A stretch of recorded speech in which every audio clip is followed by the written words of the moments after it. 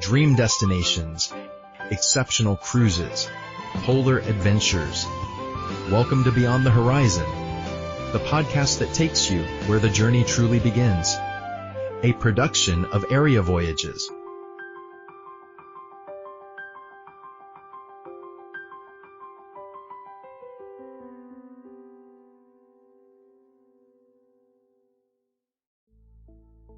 So imagine you are standing right there at a ticket counter in Denver, Colorado. Okay. And you really need to get to Salt Lake City. You basically have two options in front of you. Right. Option A is a direct flight. It takes maybe 90 minutes. You sit down, you watch half a movie on your tablet, and you're there. Done. Super fast, very efficient. Exactly. But then you look at option B, and option B takes 3 full days. 3 whole days. 3 days. It literally forces you to pack and unpack your luggage twice. It puts you on a train that basically maxes out at regular highway speeds. Oh, and it costs thousands of dollars more than the flight. Wow. Right?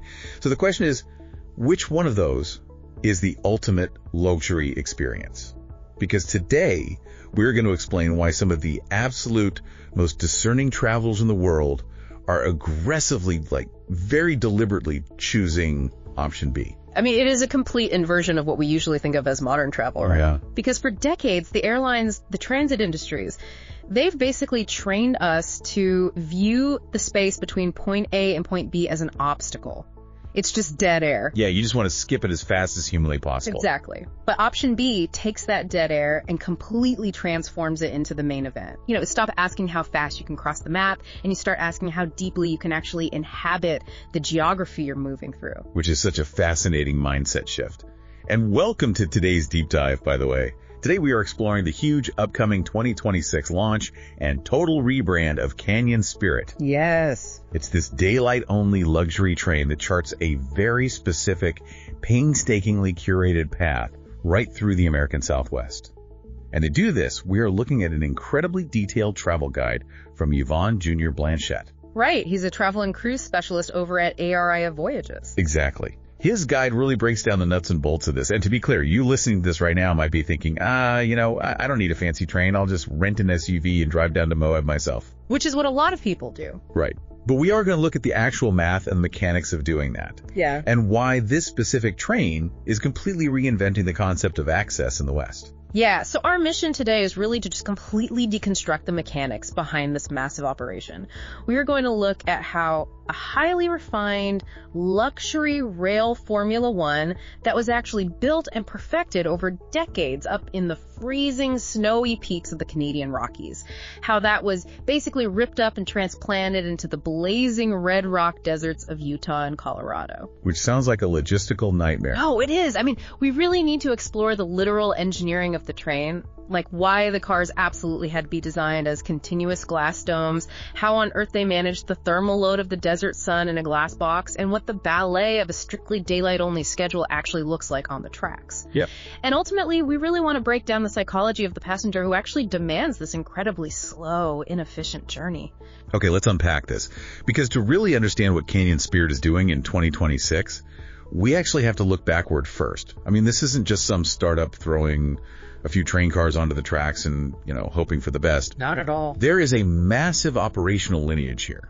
A very distinguished, very battle-tested lineage, actually. So Canyon Spirit is operated by a parent organization called the Armstrong Collective. Okay. And to understand their operational muscle, you kind of have to look north to their flagship property, which is the Rocky Mountaineer. Oh, right.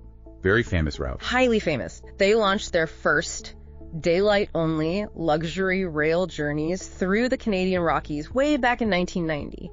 So you are looking at 35 years of painstakingly perfecting this highly orchestrated, incredibly complex hospitality machine. Because running a luxury hotel service on, moving steel wheels through remote mountain passes is pretty notoriously difficult, right? It's insanely difficult. They essentially spent 3.5 decades figuring out every single friction point and just eliminating them one by one. And 35 years of trial and error builds a massive competitive moat. What they developed over those decades is this very rigid operational formula. There are basically 4 core pillars to this formula. Yes. And I really want to spend some real time here because this formula is the absolute operational DNA of Canyon Spirit. So, pillar number 1 is non-negotiable. Travel only by daylight. Yeah, that is the foundational rule that basically dictates every single other decision they make.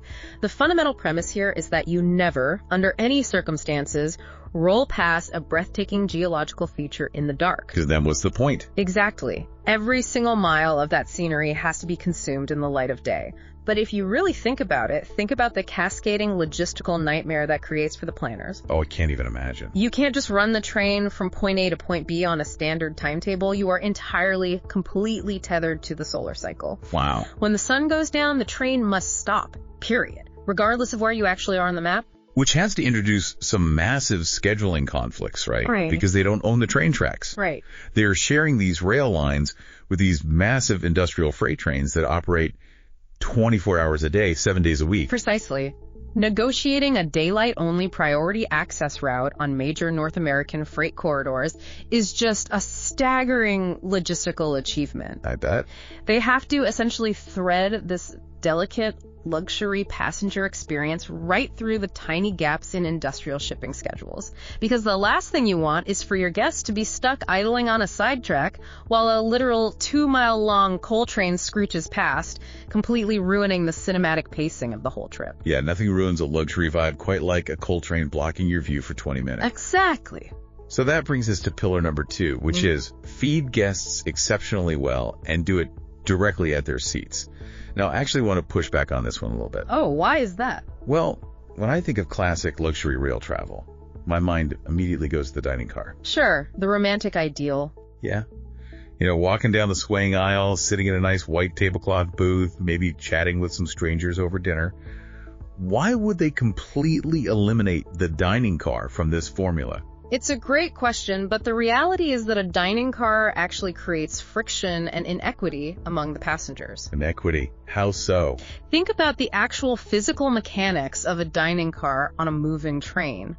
First off, you have to wait for a reservation time. Then you have to get up and walk through several moving, swaying train cars, which is inherently unstable and kind of annoying. Fair point. But here's the real issue.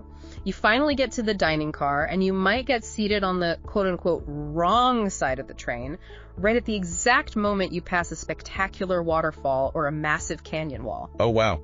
Yeah, if you're stuck facing the inside of a tunnel while the other side gets the sunset view, you'd be furious. Right. So the Armstrong collective formula basically brings the dining directly to the passenger. You stay in your pre-assigned, custom-engineered reclining seat. The view is totally optimized for you. Okay, that makes sense. The culinary team preps the meals in these custom galleys tucked away in the train, and the food comes right to your tray table.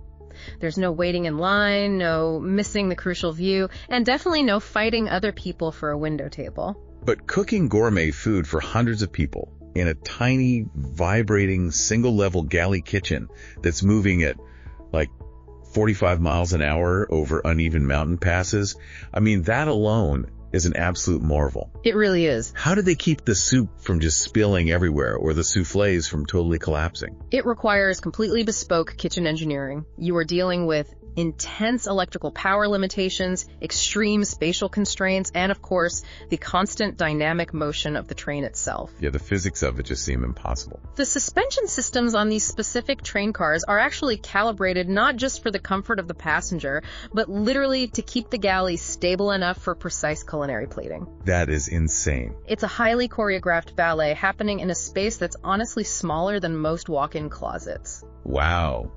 Okay, so moving on to pillar number 3. They pair that incredible food with environmental storytelling. So the staff who are walking the aisles, they aren't just servers dropping off plates of food, they are literally narrators. Yeah, they act as the human interface of the landscape you're looking at, because remember, as you move through these remote canyon areas, you usually don't have any cell service at all. Right. You can't just quickly pull up Wikipedia on your phone to find out what that bizarre red rock formation is called. So the hosts are actually trained to read the landscape. Oh, that's cool. They know the deep geology, the indigenous history, the pioneer history, even the engineering history of the very tracks that you were riding on. And they actually pace their storytelling to the physical speed of the train, delivering the narrative right as the visual evidence appears in your window. Which is brilliant because it turns the entire journey into this synchronized documentary where you are literally sitting inside the camera lens. Exactly. And that brings us to pillar number 4, which is arguably the absolute most controversial pillar for train purists. Oh, yes. They use overnight hotels instead of sleeping cars. I actually know people who absolutely lose their minds over this concept. They're like, a long-distance train without beds, that's not a real frame. It does sound like a total oxymoron until you really look at the underlying logic of the operation. Yeah. You know, we have this deep, culturally ingrained romanticism about sleeper trains. Totally. The whole Agatha Christie novel vibe. Right. The wood-paneled cabin, the crisp sheets, falling asleep to the rhythmic clickety-clack of the rails. But the Armstrong Collective recognized early on that sleeping cars introduce massive compromises to the actual product they are trying to sell. Compromises in what way, exactly? First, it's an issue of spatial efficiency. A sleeping car takes up a massive amount of physical footprint for very, very few passengers, which either drives up the ticket cost astronomically, or it forces the company to cram people into tiny, claustrophobic little bunks. Yeah, nobody wants a claustrophobic luxury trip. Exactly. Second is the weight and the infrastructure. Beds, linens, onboard showers, all of that requires massive freshwater tanks and extra weight that physically slows the train down and complicates the mechanical engineering. Oh, I didn't even think about the water weight for showers. It's significant. Yeah. But the third reason, and honestly the most important reason, is that having beds violates Pillar 1. The daylight rule. Yes. If you are sleeping on the train is usually moving, and if the train is moving at night, you are literally sleeping past the 300 million-year-old geology that you just paid a massive premium to look at. So to fix that, they completely removed the sleeper cars. You just ride in the beautiful daylight, and when the sun sets, the train pulls into a town, you literally get off the train, and you sleep in a stationary, highly comfortable resort hotel. Exactly. But doing this introduces a whole other layer of hidden logistics. Right, because of the luggage. Yes. Because if the passenger is getting off the train to sleep in a hotel every night, what happens to their bags? You absolutely cannot have 300 luxury guests dragging heavy, clunky suitcases down a narrow train aisle, out onto a platform, and then onto a crowded shuttle bus every single evening. Yeah, that completely shatters the illusion of effortless luxury right off the bat. So how on earth do they handle that? They built a completely invisible secondary infrastructure. A shadow fleet. Essentially, yes. While you are sitting there sipping your wine and looking out the glass dome, there is a literal fleet of box trucks driving on the highway parallel to the train route. No way. Yes. Your heavy luggage is loaded onto those trucks at the starting point of the journey. The trucks drive ahead to the overnight destination, they coordinate with the hotel staff, and by the time your train pulls into the station and you stroll into your hotel room, your bags are already sitting right there next to the bed. Okay, the logistics of that are just staggering to me. Just thinking about the color-coded tags, the routing, dealing with random traffic delays on the highway, ensuring that not a single bag out of hundreds goes missing when those guests open their hotel room doors. It requires military-level precision. It's a massive operation just to ensure the passenger never experiences a single moment of friction. And that 4-pillar formula is exactly what they perfected up in Canada. But taking a formula that works beautifully among the cool pine needles, the glaciers, and the snowy peaks of Alberta, and transplanting it down to the high deserts of the United States, that was a massive risk. Right. Initially, they just launched a single route from Denver to Moab, Utah, and they called it Rockies to the Red Rocks. Which brings us right to the present moment and the big 2026 season. Okay. They aren't just like tweaking the menu or changing the seat fabrics this year. They are executing a total brand overhaul. The entire U.S. operation is officially becoming Canyon Spirit. Yes, and this is a really crucial pivot. This is not merely cosmetic. Right, it's not just slapping a new logo on the cocktail napkin. No, the 2026 rebrand reflects a massive geographical and psychological expansion for the company. They took that singular Denver to Moab route and expanded it into a comprehensive network that now links Denver, Glenwood Springs, Moab, and pushes all the way westward to Salt Lake City. Wow. They realized they needed a distinct, uniquely American brand identity that could stand entirely on its own 2 feet, completely separate from the Canadian Rocky Mountaineer identity. I want to stop you right there, actually, because this is where my own skepticism really flared up when I was reading the guide. Oh. Yeah, I mean, it is one thing to run a highly choreographed luxury service in the misty, cool, very romanticized Canadian Rockies. It's entirely another thing to do it in the brutal, arid, almost alien landscape of the American Southwest. It is a stark contrast. Exactly. Does a hospitality formula built for snow-capped peaks really translate to baking red desert sandstone? Like, does the magic survive the transplant? What's fascinating here is that when you actually analyze the geography, the shifting biomes of the American Southwest are arguably even more suited to this specific rail formula than the Canadian Rockies ever were. Okay, more suited. I'm going to need you to justify that. The Canadian Rockies are incredibly iconic. They are iconic, absolutely. But they are visually very consistent. You have majestic mountains, you have pine trees, you have beautiful alpine lakes. It is incredibly beautiful, but it is a consistent aesthetic day after day. That's fair.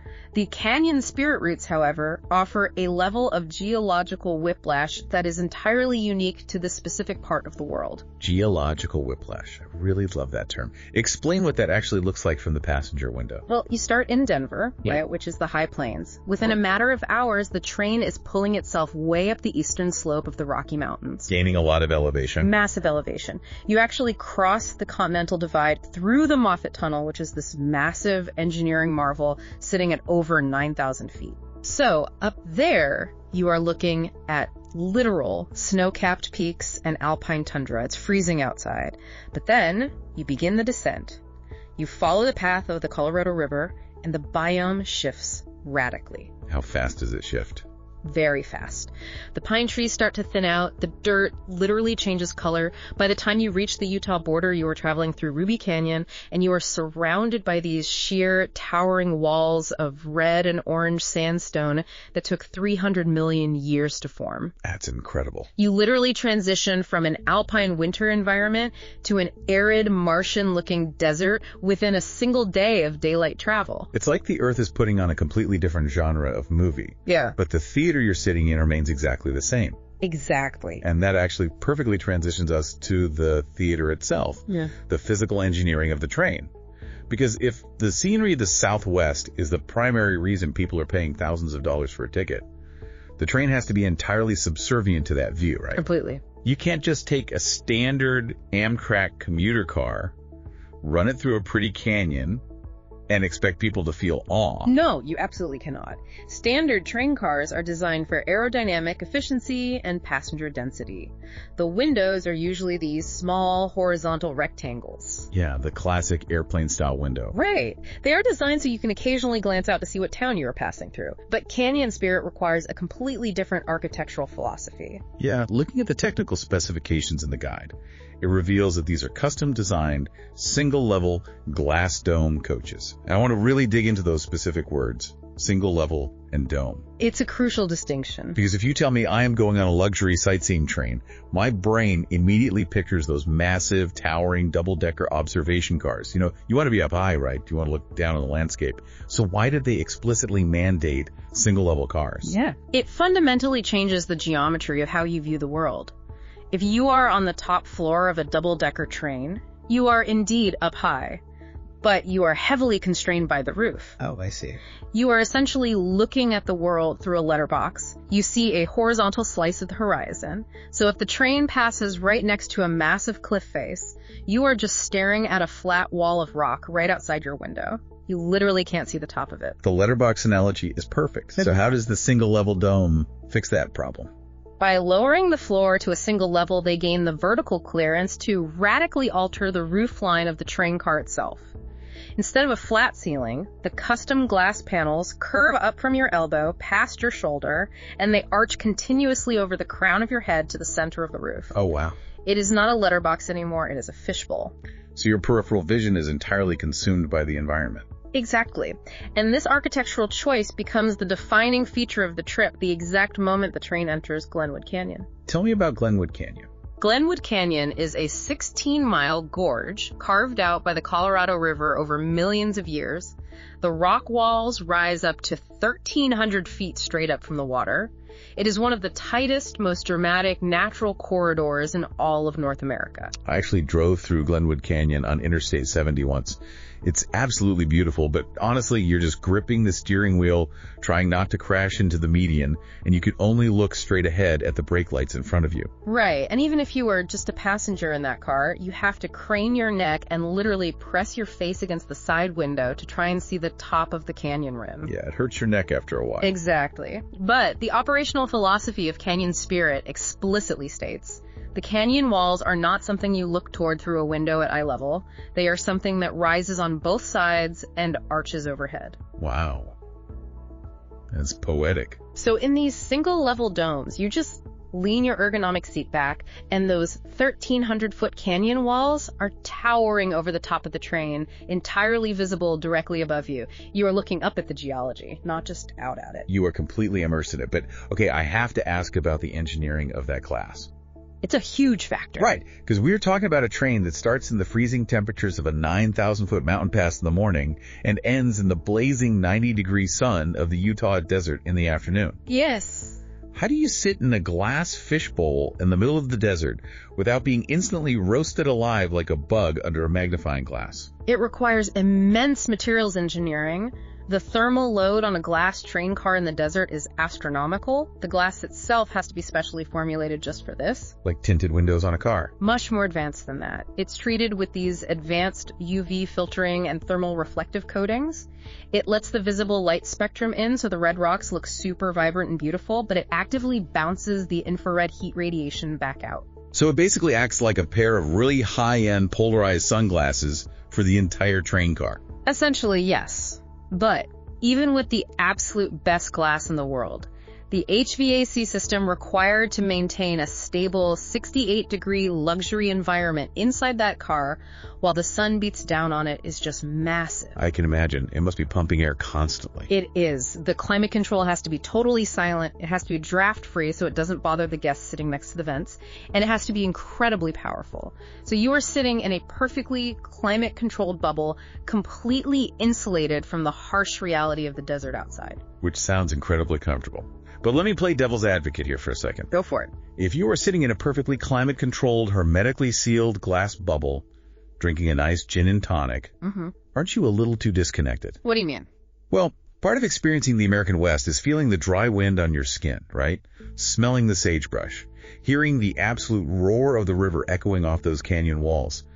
If you filter literally all of that out, are you even really there? Here's where it gets really interesting.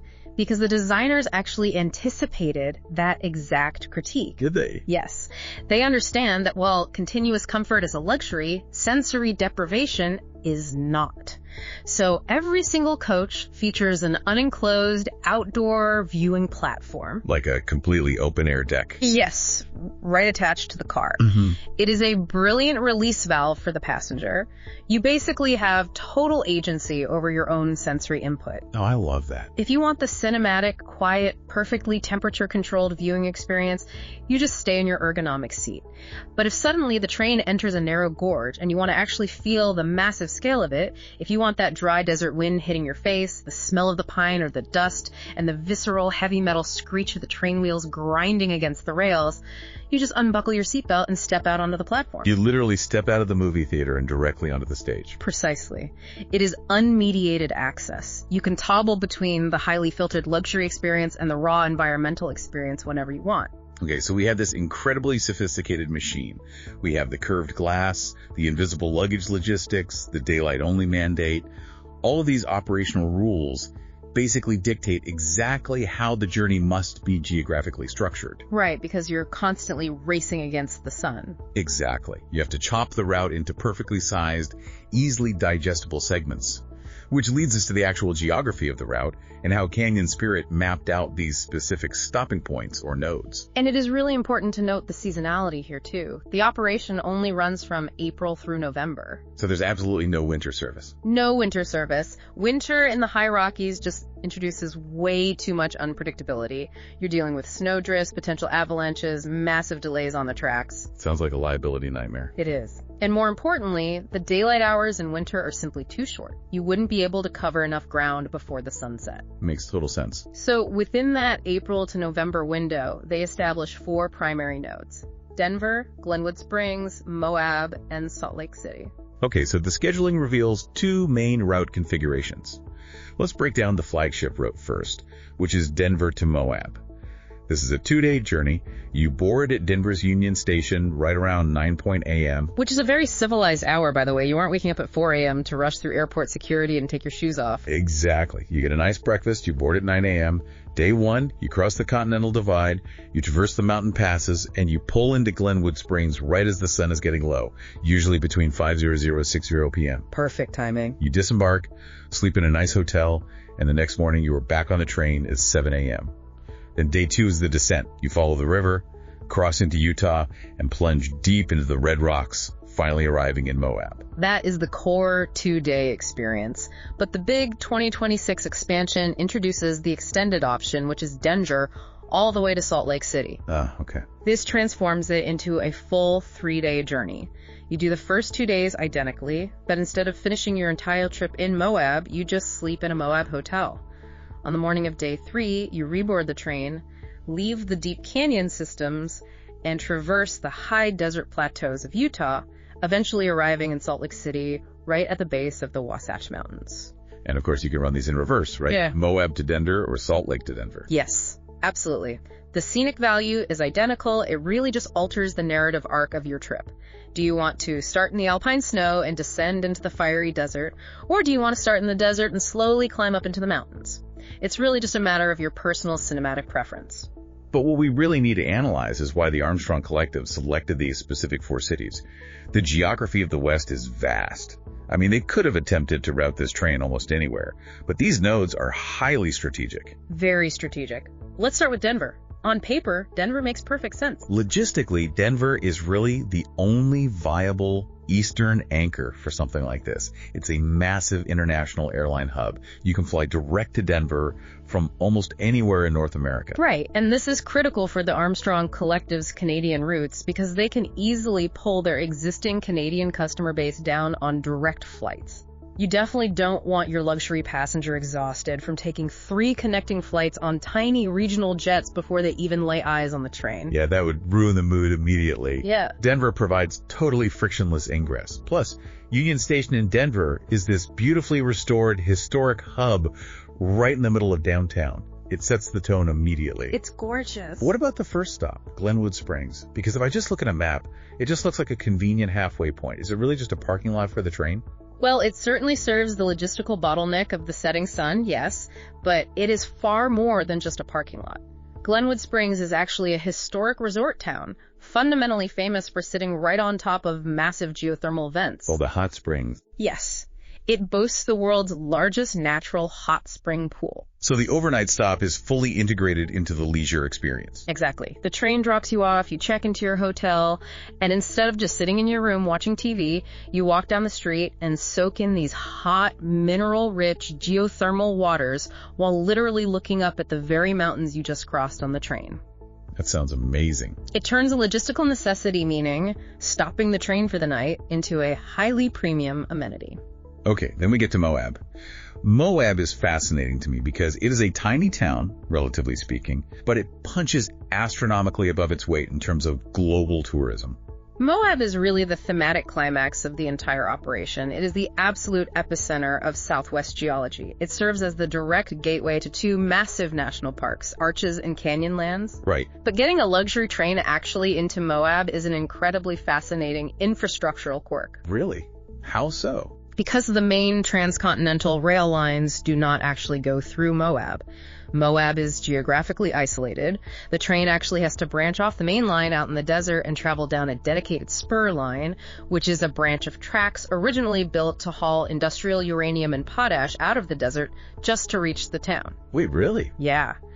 Canyon Spirit is actively utilizing heavy industrial infrastructure to deliver a bespoke luxury experience. That is incredible. They are literally riding on old potash tracks to look at the sunset. It's wild. And then finally, Salt Lake City for the 3-day route. Salt Lake City functions as the perfect Western release valve. After 3 days of intense, immersive wilderness, it deposits the passenger smoothly back into a major metropolitan center. It has a massive, highly efficient international airport for easy departures. Right, so you can easily get home. Exactly. It provides closure to the journey, transitioning the guests smoothly back into the modern world. So, hearing all this logistical maneuvering, I want to pose a question to anyone listening to this deep dive right now. Think about the physical reality of this route. Denver to Salt Lake City. Okay. If you need to travel between those 2 points today, you can pull out your phone right now, book a direct flight, and be there in under 2 hours. 2 hours, start to finish. Imagine deliberately choosing to trade a 2-hour flight for a 3-day journey that forces you to pack your bags, switch hotels twice, and travel at 40 miles an hour. Why would you do that? Well, if we connect this to the bigger picture, it really answers the fundamental premise we started with at the beginning of the show. Canyon Spirit is completely divorced from the concept of transportation. Totally divorced. The operational documents actually specifically define the service as a scenic connector. A scenic connector. Yeah. So the inefficiency itself is literally the product you are buying. It is the ultimate luxury of time. You are not paying thousands of dollars to get to Salt Lake City. You are paying to exist in the liminal space between Denver and Salt Lake City for 72 hours. Wow. You are buying the privilege of moving slowly through an environment that took hundreds of millions of years to form instead of flying over it at 30,000 feet while ignoring it entirely.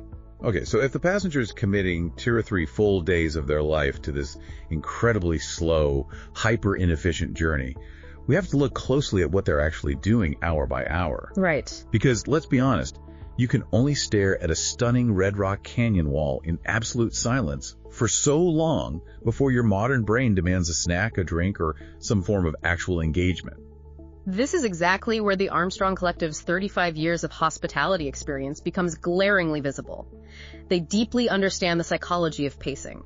They have structured their commercial packages to cater to different levels of guest involvement, but the baseline standard of luxury is shockingly high across the board. Let's break down the onboard economy. The operational structure details 3 overarching package tiers before we even get into the specific train seats. Let's run through how you actually buy this thing. First, you have Signature Rail. Signature Rail is the entry-level package. It is designed for the highly independent traveler who wants to control the edges of their own trip. This package covers the train journey itself and the mid-journey hotels, so the night in Glenwood Springs and the night in Moab if you are doing the 3-day route. But it does not include your hotel in Denver before you leave or your hotel in Salt Lake City when you arrive. Correct. You book your own flights, you pick your own starting and ending hotels, and Canyon Spirit simply handles the massive logistical middle. Okay. Tier 2 is Signature Rail and Stay. This simply expands the footprint. It takes that first package and bolsters it by adding the hotels at the absolute start and end points of the trip. It is for the traveler who basically doesn't want to open a secondary booking app on their phone. They want one invoice, one point of contact, and everything from the moment they land in Denver to the moment they leave Salt Lake is handled by the company. And then Tier 3 is Signature Rail and Beyond. This is the massive, completely curated white glove package. It includes the train, all the hotels from start to finish, A&E custom curated excursions with their partner operators on the ground. This is where you leverage the train as the spine of a massive, comprehensive vacation. You take the train to Moab, and instead of just looking at the rocks from your window, the Beyond package transitions you into a private, guided Jeep tour deep into the backcountry of Canyonlands, or maybe sets you up with a multi-day guided exploration of Utah's mighty 5 national parks. Okay, so those are the booking envelopes. But what actually happens when you step onto the train platform and hand them your ticket? The system details 2 distinct service levels for the physical onboard experience. Signature, which is the standard baseline, and Premier, which is the paid upgrade. Yes. Let's look at the standard Signature experience first. And honestly, looking at the specs, calling this standard feels completely inadequate. It is a masterclass in comprehensive service.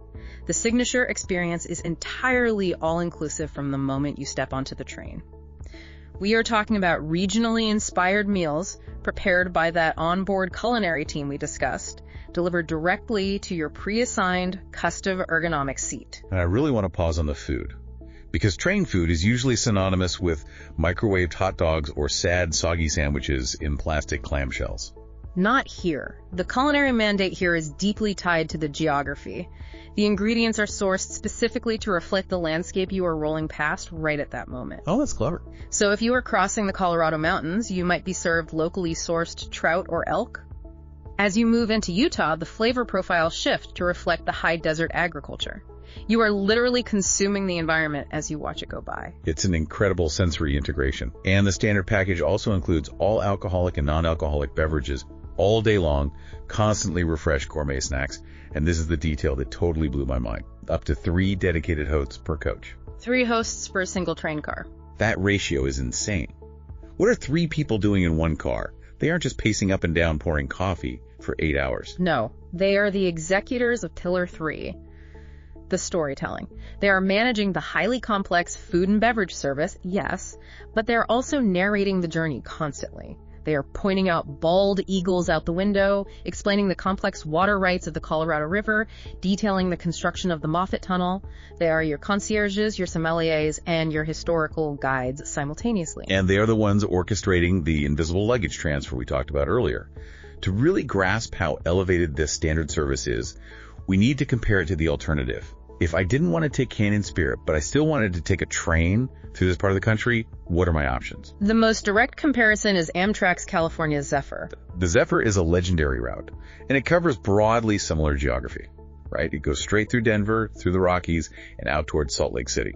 It does. But comparing the Zephyr to Canyon Spirit is like comparing a city bus to a private jet. They both have wheels, but the utility is entirely different. Right. The Zephyr is a vital piece of national infrastructure.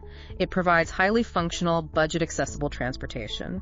Yes, the Zephyr offers sleeping cars, which Canyon Spirit deliberately removed, but consider the day-to-day reality of the passenger. Right. On Amtrak, if you are hungry, you have to get up, walk through 3 swaying cars, wait in line for the dining car, and pay premium prices for a microwave meal.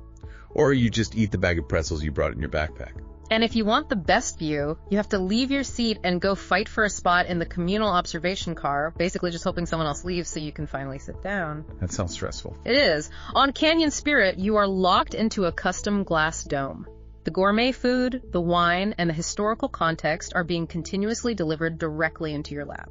Amtrak is a functional transit utility. Canyon Spirit is a choreographed, immersive theater. Okay, but this brings up a massive question for me. I need to stop you right there. Sure. If the standard signature service already gives me a custom ergonomic seat in a temperature-controlled glass dome, 3 dedicated storytelling hosts, unlimited premium drinks, and regionally inspired gourmet meals delivered directly to my tray table, what on earth is the premier upgrade actually selling? It's a great question. How do you upgrade from a system where you literally don't have to lift a finger? It honestly sounds like they just invented a tier to charge rich people more money for the exact same view. It is a totally fascinating question of luxury economics. If the functional requirements of deep comfort, excellent food, and perfect scenery are completely maxed out at the standard entry level, what is left to commodify? What is left to actually sell? Right. Do they just give you a slightly larger fork? Not quite. According to the operational blueprints, the Premier upgrade, which requires a significant additional per-person fee, unlocks exclusive access to a completely separate, physically distinct car, the Premier Lounge. Okay, a lounge car. But what does that actually mean in practice? On the surface, it offers tangible physical upgrades. You get expertly paired premium wines with your meals instead of the standard selection. You get handcrafted signature cocktails mixed to order. You get an additional dedicated host, an extra restroom, and an exclusive private outdoor viewing deck attached only to the lounge. But none of that really justifies a massive price jump. A slightly better gin and tonic doesn't change the paradigm of the trip. Exactly. Reading between the lines of the spatial design, the Premier upgrade isn't fundamentally about consuming slightly better calories. It is selling social architecture and exclusivity. Social architecture. Explain that. Look at the standard signature coaches. They are designed for forward-facing sightseeing. You sit in your row next to your partner, facing the front of the train, looking out the window. It is an incredible view, but it is a relatively static, insular social experience. You are interacting with the window, not the room. You're basically just watching the movie. Right. But the Premier Lounge car is an enclosed space with seating explicitly configured for socializing. There are swivel chairs, small group tables, couches facing inward. It is designed to foster fluidity. It is a private club moving on rails. Ah, so you aren't paying for the premium gin. You are paying for the space to drink it in, the private deck to stand on, and the ability to turn your back to the 300-million-year-old canyon and engage socially with the other high-net-worth individuals who also paid for the upgrade. It fundamentally shifts the trip from an observational experience to a social networking experience set against a beautiful backdrop. It caters to the traveler who finds the standard coach perfectly comfortable, but who desires the agency to move around in a more fluid, exclusive environment. Okay, so to successfully sell this highly curated, storytelling-driven, hyper-premium social atmosphere, you need a very specific, very precise type of marketing. You have to signal to potential guests exactly what kind of emotional tone they are buying into. Which brings us to a detail in the launch strategy that initially completely baffled me, but the more I analyzed it, the more brilliant it actually seemed. The 2026 brand identity is anchored by a massive celebrity partnership. Yes, it is. The Armstrong Collective officially announced that the brand ambassador for Canyon Spirit's 2026 launch is country music icon Reba McEntire. Okay, first of all, just to manage expectations for anyone listening, and the launch documents are very careful to clarify this, Reba McEntire is not physically walking down the aisle of your train car serving you a signature cocktail. Sadly, no. She is not an onboard employee. She is not punching your ticket. No, this is a high-level brand alignment manifesting through digital marketing, promotional content, and thematic association. But we need to seriously analyze the psychographics of this decision. Why Reba McEntire? Why partner a luxury, multi-$1,000 train journey with a country music star? Well, the press materials state the collaboration is framed around shared values, storytelling, connection to the American landscape, and the spirit of exploration, which, sounds like pretty standard PR speak. It does, but if you dig into the demographics, it is incredibly shrewd, highly targeted marketing. Consider what Canyon Spirit is actually selling. They are not selling speed. They are not selling extreme, adrenaline-fueled adventure. They are selling a romanticized, deeply comfortable, highly narrated passage through the mythic American West. Right. It's the West without the dust. Exactly. Now look at Reba McEntire's cultural footprint. She has built a multi-decade, wildly successful career entirely on the concept of storytelling through music. She is inextricably linked to the cultural concept of Americana, of the rugged but noble American West. So what does this all mean for the business? It means they know exactly who their customer is, right down to their Spotify playlists. Rita's cultural profile perfectly, seamlessly aligns with the exact demographic that possesses the three things required for this trip.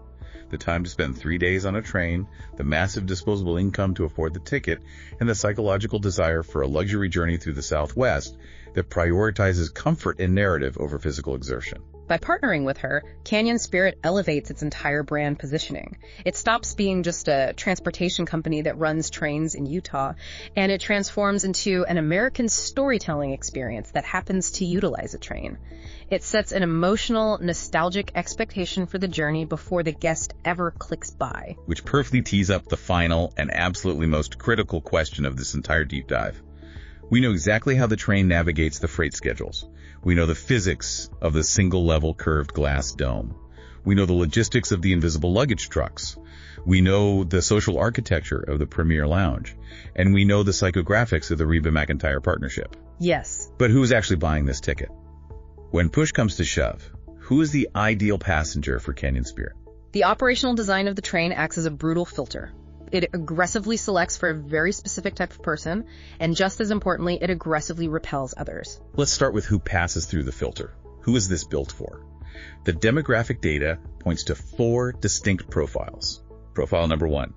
Travelers who desperately want to experience the dramatic scale of the American Southwest, but who completely refuse to manage the logistics of doing so. Think about the reality of a standard Southwest road trip. If you want to see Arches National Park, Glenwood Canyon, and the Rockies in one trip, you are flying into Denver, renting an expensive SUV, and navigating unfamiliar, high-altitude mountain passes where the weather can change in 5 minutes. It's super stressful. You are fighting thousands of other tourists for parking spots at trailheads. You're constantly checking in and out of different roadside motels. You're desperately searching Yelp for a decent dinner reservation in a tiny desert town at 8 o'clock at night. It is exhausting. The friction is incredibly high. Canyon Spirit eliminates 100% of that friction. The train solves the transportation, the navigation, the accommodation, and the culinary logistics simultaneously.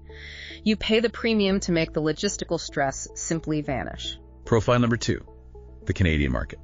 The documents explicitly note that Denver is highly accessible from major Canadian airline hubs. This is capitalizing on the Armstrong Collective's home turf.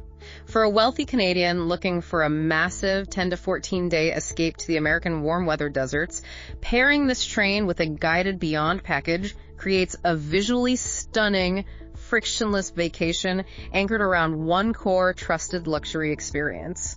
They already know the brand, now they are just buying a new backdrop. Which leads directly to profile number 3, Rocky Mountaineer alumni. There is a massive subset of travelers who have already ridden the Canadian routes. They understand the 4-pillar formula. They are addicted to the single-level glass domes, the seatside gourmet service, the daylight-only pacing. They love it. They have essentially maxed out the Canadian product. Now, they want to chase that exact same operational high, that exact same feeling of being pampered on rails, but in a completely alien new biome. Canyon Spirit is built specifically to capture repeat business from their own ecosystem. And profile number 4, couples or small groups who want a shared, heavily structured social experience, but who absolutely loathe the rigid cattle herding dynamic of a standard guided bus tour. The train provides massive social infrastructure, the lounges, the shared platforms, the dining, but you maintain your own physical space and agency. You aren't trapped in a bus seat with a microphone blaring at you. Now, conversely, who is this absolutely terrible for? Because you could put the wrong person on this train and it would be a total nightmare for everyone involved. As we established in the first minute of this deep dive, anyone who values speed or efficiency will hate this. If your goal is simply to get to Moab to take a photo of an arch, fly to Salt Lake and drive. Second, it is obviously not for the budget-conscious traveler. The price point is exclusionary by design. Third, it is completely wrong for the extreme physical adventurer. If your idea of a great trip is waking up at dawn to go mountain biking on the Slick Rock or doing a 12-mile rim-to-rim hike with a 30-pound back, being physically confined to a luxury leather seat for 8 hours a day, no matter how good the wine is, will drive you completely insane. And finally, it is not for the train purist who stubbornly demands the romanticism of overnight travel. If you insist on sleeping in a moving bed, you have to book Amtrak. Canyon Spirit refuses to compromise on the daylight rule. This raises an important question, one that really gets to the philosophy of modern travel. If the train is doing literally all of the heavy lifting, if the machine is handling the driving, the navigation, the food preparation, the drink mixing, the historical research, and a fleet of invisible trucks is literally carrying your luggage to your bed, what is the actual role of the passenger? What are you supposed to do with yourself for 3 days? It requires a profound, almost uncomfortable shift in mindset for the modern traveler. The passenger's role is entirely stripped of utility. You have no chores. You have no responsibilities. Your only remaining job is to be an active, dedicated observer of the world outside the glass. That is an incredible concept. It is a masterclass in removing friction to force presence. They are taking away every single distraction, every petty annoyance, every logistical micro-stress of travel, so that the pure, unadulterated appreciation of 300 million-year-old geology is literally the only thing left to occupy your mind. It is forced contemplation, wrapped in extreme, highly engineered comfort. Well, looking at the time, we really need to bring this train into the station. We have covered a massive amount of ground today. We traced the 35-year Canadian origins of the Armstrong Collective and deconstructed their uncompromising 4-pillar formula.